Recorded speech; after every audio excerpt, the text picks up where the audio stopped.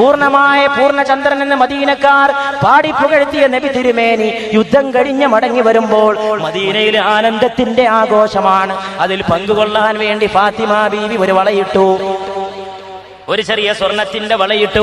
നബി തിരുമേനി ഓടിയെത്തി, യുദ്ധം കഴിഞ്ഞ് തിരിച്ചു വന്നു. മദീനയുടെ മസ്ജിദിലേക്ക് പോകുന്ന വഴിക്ക് മോളെ ഫാത്തിമ, സ്നേഹത്തിന്റെ ആ വിളി മുഴങ്ങി.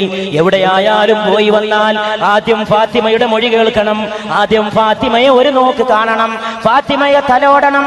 എന്റെ കരളിന്റെ കഷ്ണമാണ് ഫാത്തിമ, ഫാത്തിമ എന്റെ കരളിന്റെ കഷ്ണമാണെന്ന് വിളിച്ചു പറഞ്ഞ മുഹമ്മദ് മുസ്തഫ സല്ലല്ലാഹു അലൈഹി വസല്ലം സ്വർഗത്തിലേക്ക് പെണ്ണുങ്ങൾക്ക് നേതൃത്വം കൊടുക്കുന്നത് എടീ മോളെ നീയാണ് ഫാത്തിമ എന്ന് വിളിച്ചു പറഞ്ഞ റസൂലുള്ളാഹി സ്വല്ലല്ലാഹു അലൈഹി വസല്ലം നേരെ വീട്ടിൽ മകളെ കാണാൻ ചെന്നപ്പോൾ സന്തോഷത്തോടെ, ദിവസങ്ങൾക്ക് ശേഷം മകളെ കാണാനുള്ള ആനന്ദത്തോടെ മകളുടെ നേരെ നോക്കിയപ്പോൾ അതാ മുഖം വാടി, അതാ മുഖം കുനിഞ്ഞുപോയി. ഫാത്തിമ ബീവി ചോദിച്ചു, എന്ത് പറ്റി അങ്ങേക്ക് എന്റെ പിതാവേ?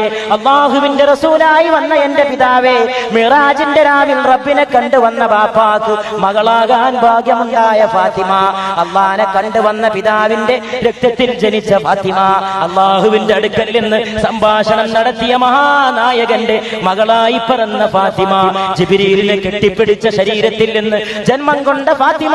ആ ഫാത്തിമ ചോദിച്ചു, അങ്ങേക്ക് എന്ത് പറ്റി?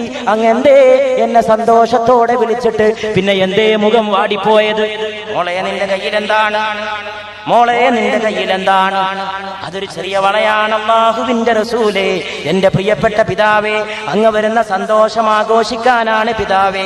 മോളെ ഫാത്തിമ, സന്തോഷം ആഖിറത്തിലെ സന്തോഷം മതിയോ അതോ ദുനിയാവിലെ സന്തോഷമാണോ ഫാത്തിമ?